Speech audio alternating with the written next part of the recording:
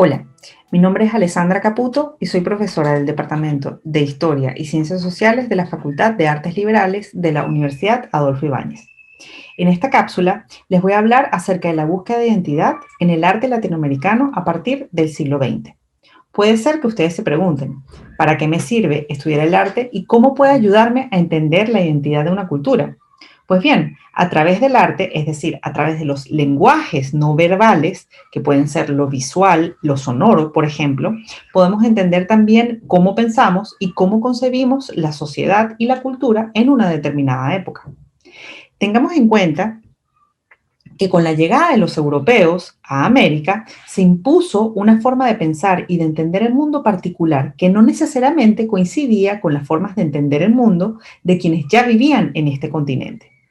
En este sentido, el concepto de arte que nosotros manejamos hoy en día proviene de la tradición europea.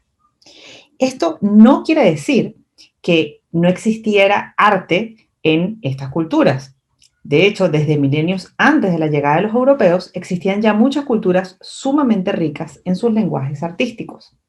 Pero aquí nos centraremos en hablar del arte de tradición europea y en cómo éste evolucionó en América Latina, sobre todo a inicios del siglo XX, es decir, a inicios de 1900, donde muchos artistas buscaron elaborar un lenguaje que se distinguiera del arte europeo, recurriendo a otras culturas que integraban una parte fundamental en las sociedades latinoamericanas, como por ejemplo las sociedades indígenas y africanas.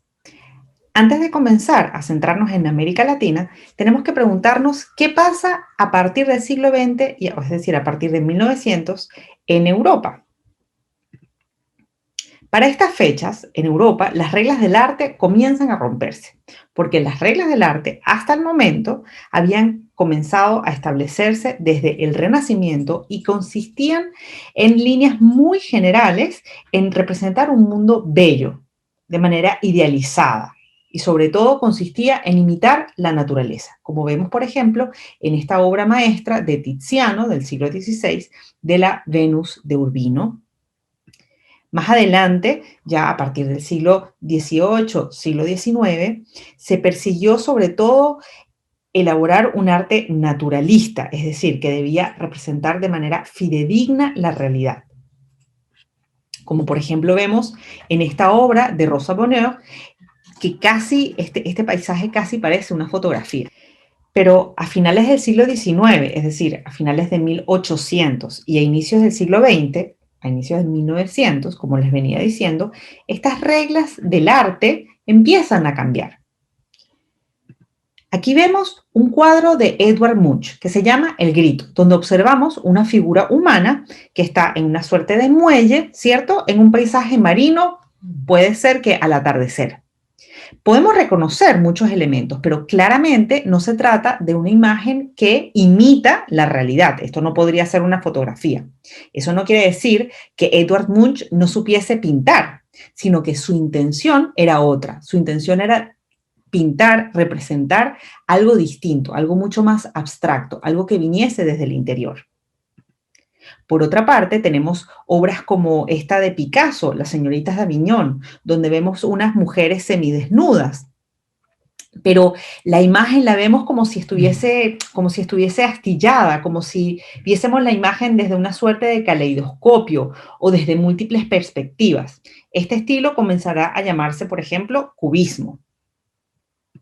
Acá, en esta obra de Vasily Kandinsky, ya no vemos nada que pertenezca realmente al mundo visible, ¿cierto? Se trata de formas y mezcla de colores inventados que proceden de un mundo interior, un mundo enteramente conceptual. Pues bien, ¿cómo reaccionaron los artistas latinoamericanos ante estos cambios que se estaban haciendo en Europa? Claramente, los cambios que suceden en Europa empiezan a verse en Latinoamérica unos años un poco más tarde respecto a lo que estaba sucediendo en Europa. Así, en 1918 ya vemos que el artista argentino Emilio Petorute empieza a aplicar las reglas o el nuevo estilo del cubismo en su propia manera de concebir el arte. Pero sobre todo, muchos artistas no solamente querían adoptar los nuevos estilos y las formas de hacer el arte que provenían de Europa, sino que también estaban interesados en crear un lenguaje propio que reflejase una cultura, una tradición, una historia que se desmarcara de la europea. Por ejemplo, realzando la historia y representando la historia del mundo indígena, muchas veces una historia inventada, idealizada. Pero cabe destacar que en este sentido las mujeres asumirán un rol sumamente importante en la introducción y la creación de un lenguaje moderno y propio en Latinoamérica. Este es el caso de la artista Anita Malfatti, una artista brasilera, quien se había formado en Europa junto a los artistas de estilo expresionista y que luego regresa a Brasil para representar su propio mundo, como vemos en esta obra titulada Tropical. Pero sin duda, una de las artistas más relevantes en este sentido será Tarsila do Amaral, quien va a ser una pionera en la creación del arte moderno en Latinoamérica. Tarsila do Amaral también es brasileña y ella también se formó como artista en Europa, donde estudió junto al artista cubista francés Fernand Léger, que aquí podemos ver una obra de él para que puedan comparar y ver las referencias, cómo ella se influencia de la obra de Léger. En París, Tarsila do Amaral se da cuenta de que debía llevar la modernidad a Brasil e inaugurar un arte propio que reflejara las particularidades de las culturas y de las tradiciones y el entorno natural brasileño. Así, Tarsila do Amaral va a crear una de sus primeras obras maestras, La Negra, que refleja la cultura afrodescendiente, la cultura de descendientes de esclavos, cuya cultura tiene una influencia enorme en la sociedad brasileña y que hasta el momento no se representaba, digamos, en el arte clásico, en el arte de formación académica. Pues bien, Tarsila do Amaral regresa a Brasil y a partir de esta obra que vemos acá, A Vaporú, crea junto con su marido Oswald Andrade un movimiento que se llama el movimiento antropofágico. Avaporú significa en idioma tupí caníbal y antropofágico quiere decir caníbal. Y con esta palabra querían pensar en la cultura brasileña como una cultura que se devora a la tradición europea y que así absorbe su esencia sin perder por ello su identidad propia. En este sentido, los artistas brasileños no solamente intentaron crear una nueva forma de entender el arte, sino que además jugaron con estas nuevas formas de ver el mundo. En esta obra de Vicente Dorrego Monteiro, podemos observar que el artista se apropia de un estilo visual o de una manera de pintar que se parece mucho a la forma en que algunos pueblos amazónicos hacen sus pinturas y sus decoraciones. Y con este estilo, lo que hace Vicente Dorrego Monteiro es que hace un dibujo, pinta la Plaza de la Concordia de París. Con esto, el artista está revirtiendo los roles, ya que normalmente es la mirada del europeo la que se imponía sobre la cultura brasileña, mientras que aquí Vicente Dorrego Monteiro mira el mundo europeo desde una perspectiva más bien indígena. Pues bien, aparte de Brasil, otro país que va a ser pionero en la creación de un movimiento moderno propiamente latinoamericano va a ser México. Sobre todo con el muralismo mexicano se inaugura un tipo de arte diferente al de Europa. Uno de los principales artistas del muralismo mexicano va a ser Diego Rivera. El muralismo consiste en hacer un arte de gran formato, en grandes murales, y por lo tanto es un arte destinado a que lo observen y disfruten muchas personas. Preferiblemente se encuentran en espacios públicos, como las plazas, como palacios de gobierno, ¿no? Además, los contenidos de este arte, los temas que se pintaban generalmente tenían que ver con la promoción del socialismo mezclado con la representación de la herencia indígena para así promover una nueva sociedad mexicana. Otra artista muy relevante de México va a ser Frida Kahlo, quien se dedicó a representar, sin embargo, su propio mundo desde un imaginario más íntimo, pero siempre arraigado a su propia cultura, a los cuentos, a las historias, a las pinturas tradicionales propiamente mexicanas. Frida Kahlo deja claro que su bagaje cultural no es únicamente europeo, sino que ella se siente identificada con las culturas indígenas, las afrodescendientes, la nutrieron y que le dieron las bases para crear su propio arte. El hecho es que en casi todas partes de Latinoamérica los artistas intentaron explorar nuevos lenguajes y mostrar cosas diferentes respecto a lo que se mostraba en Europa, al representar justamente las culturas no europeas. Por ejemplo, en Uruguay, Pedro Figari se va a dedicar a reproducir las costumbres y rituales que no procediesen de la cultura europea, como por ejemplo los rituales del candomblé de las sociedades afrodescendientes. En Cuba nos vamos a encontrar con Wilfredo Lam, por ejemplo, artista de padre chino y madre afroamericana, que se formó también en Europa y aprendió junto a los cubistas como Picasso. Una vez de vuelta en Cuba, Lam integra el cubismo con los conocimientos afroamericanos, propiamente de Cuba, ¿no? Y con el imaginario y los colores del mundo tropical de sus tierras.